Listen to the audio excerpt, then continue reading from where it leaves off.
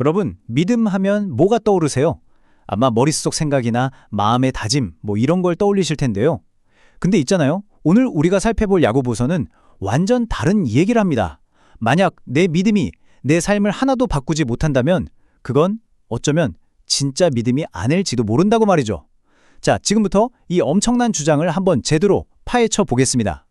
바로 이 한 문장, 이게 야고보서의 심장을 그냥 꿰뚫는 말입니다. 행함 없는 믿음은 죽은 것이다. 와, 진짜 세죠? 이게 그냥 행동하면 더 좋지 이런 차원의 얘기가 아니에요. 행동이 없으면 그 믿음엔 생명력이 없다는 거예요. 심지어 아예 없는 거나 마찬가지라는 거의 선언 같은 거죠. 이게 대체 무슨 뜻일까요? 좋습니다. 그럼 야고보서가 말하는 살아있는 믿음이라는 거 도대체 뭘까요? 첫 번째 파트에서는요, 바로 그 핵심, 눈에 보이고 손에 잡히는 실천하는 믿음의 정체를 한번 파헤쳐 보겠습니다. 실천하는 믿음이 뭐냐면요. 그냥 머릿속에만 있는 설계도가 아니라는 거예요. 실제로 벽돌 한 장 한 장 쌓아 올려서 완성된 집 같은 거죠. 생각에서 멈추는 게 아니라 우리의 선택, 우리의 행동으로 진짜 눈에 보이는 형태를 갖추는 신념. 야고보서는 바로 이 집을 지었냐, 그 믿음의 실체가 있냐, 이걸 아주 집요하게 묻는 겁니다. 근데 여기서 야고보서가 진짜 재미있는 관점을 하나 던져요. 우리 삶에 닥치는 어려움들 있잖아요. 보통 우리는 이런 시련, 당연히 피해야 할 장애물이라고 생각하죠. 근데 야고보서는 이걸 완전히 다르게 봐요. 우리를 넘어뜨리는 바위가 아니라 오히려 더 높이 올라가게 해주는 디딤돌이라는 거죠. 바로 이게 살아있는 믿음이 딱 마주하는 첫 번째 시험대인 셈입니다. 자, 살아있는 믿음이 있다면 당연히 그 반대도 있겠죠? 이제 야고보서가 가장 날카롭게 경고하는 것, 바로 말만 있고 행동이 없는 텅 빈 믿음, 그러니까 죽은 믿음의 위험성을 한번 살펴보겠습니다. 여기 그림을 보면 한쪽은 그냥 메마른 땅에서 시든 식물 옆에 앉아서 듣기만 하고 있어요. 근데 다른 한쪽은 어때요? 풍성한 열매가 열린 나무에 직접 물을 주고 있죠. 행동하는 거예요. 야고보서는 이 둘의 차이가 그냥 성격 차이 이런 게 아니라고 딱 잘라 말합니다. 이게 바로 생명이냐 죽음이냐, 진짜 믿음이냐 가짜 믿음이냐를 가르면 결정적인 갈림길이라는 거죠. 그러면 죽은 믿음이라는 게 정확히 뭘까요? 말 그대로 어떤 행동의 열매도 삶의 증거도 만들어내지 못하는 신념이에요. 근데 여기서 진짜 중요한 게 뭐냐면요. 야고보서의 관점에서 보면 이건 그냥 좀 부족한 믿음 수준이 아니라는 거예요. 아예 처음부터 진짜 믿음이라고 부를 수조차 없다. 와우, 이거 진짜 충격적인 선언이죠. 야고보서는 이걸 설명하려고 아브라함과 라합의 예를 들어요. 믿음이랑 행함이 어떻게 서로를 완성시키는지 보여주는 거죠. 이게 어떤 과정이냐면 마치 이런 거예요. 믿음이 땅에 뿌려진 씨앗이라고 한번 생각해 보세요. 그럼 행동은 뭘까요? 바로 그 씨앗에서 싹이 트고 자라고 마침내 열매를 맺게 하는 그 모든 과정인 거예요. 그러니까 이 둘은 절대 뗄 수가 없는 거죠. 자, 이제 이론 얘기는 충분한 것 같고요. 좋아요. 믿음이 행동으로 증명되어야 한다. 그럼 도대체 어떤 행동을 말하는 걸까요?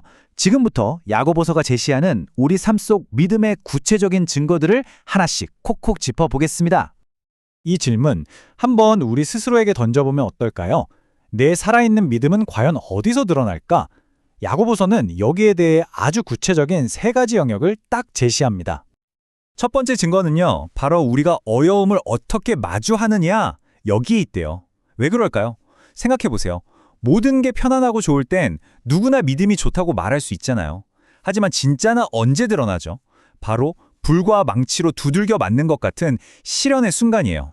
그때 비로소 내 믿음이 진짜 순금인지 아니면 그냥 겉만 번지르르한 도금이었는지 그 정체가 드러나는 거죠. 그러니까 시련은 우리 믿음의 퀄리티를 딱 비춰주는 거울이나 마찬가지입니다. 두 번째 증거는 놀랍게도 정말 작은 것에서 나와요. 바로 우리의 혀입니다. 야고보서는 이 작은 혀가 거대한 배의 방향을 정하는 키와 같다고 비유해요. 이 작은 혀 하나가 우리 인생 전체를 칭찬과 격려가 가득한 항구로 이끌 수도 있고 반대로 비난과 파괴의 폭풍 속으로 확 몰아넣을 수도 있다는 거예요. 정말 강력한 경고죠. 결국 우리 입에서 나오는 말이 우리 마음속에 뭐가 있는지를 보여주는 증거라는 겁니다. 그리고 세 번째 증거, 바로 우리가 사람을 대하는 방식, 즉 사랑에서 드러납니다. 특히 야고보서는 겉모습이나 사회적 지위로 사람을 차별하는 걸 아주 날카롭게 지적해요. 예를 들어 부자한테는 막 친절하게 굴고 가난한 사람은 슬쩍 무시하는 거예요.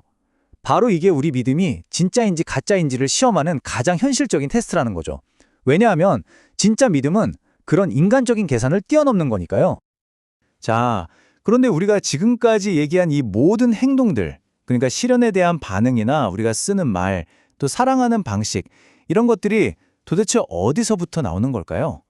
야고보서는 그 뿌리가 바로 지혜에 있다고 말합니다. 그리고 우리 안에는요, 두 가지 종류의 지혜가 늘 싸우고 있습니다. 보시면 딱 두 갈래 길이 있어요. 세상의 방식은 이기적인 욕심이라는 뿌리에서 시작해요. 그 결과는 어떨까요? 결국 다툼과 분쟁이라는 쓴 열매를 맺게 되죠. 반면에 하늘의 지혜는 겸손에서 시작합니다. 그리고 평화와 긍휼이라는 정말 달콤한 열매를 맺게 돼요. 결국 어떤 뿌리에서 시작했는지가 어떤 열매를 맺을지를 결정한다는 아주 명확한 그림이죠. 그리고 이 두 지혜의 핵심적인 차이가 바로 이거예요. 교만한 사람은 스스로를 막 높이려고 하다가 결국 폭풍을 만나게 되고요. 겸손한 사람은 스스로를 낮추지만 오히려 은혜의 비를 흠뻑 맞게 된다는 거죠. 야고보서는 이 원리가 정말 명확하다고 강조합니다. 하나님은 교만한 자를 물리치시고 겸손한 자에게 은혜를 주신다, 이겁니다. 자, 그럼 이제 이 모든 걸 종합해 볼 시간입니다. 살아있는 믿음은 우리 삶에서 궁극적으로 어떤 모습으로 나타날까요? 마지막으로 야고보서는 이 세 가지 모습에 모든 답이 담겨 있다고 말해요. 우리가 어떻게 견디는지, 어떻게 도움을 구하는지, 그리고 서로를 어떻게 대하는지, 바로 이겁니다. 힘든 고난 속에서도 꺾이지 않고 꿋꿋하게 인내하고 도움이 필요할 땐 믿음으로 기도하고 그리고 무엇보다 중요한 건 공동체 안에서 서로를 진심으로 돌보는 것.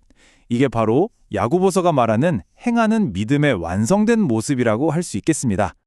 자, 오늘 우리는 야고보서를 통해서 믿음이라는 게 그냥 머리로만 동의하는 게 아니라 삶 전체로 증명해내는 거라는 걸 살펴봤습니다.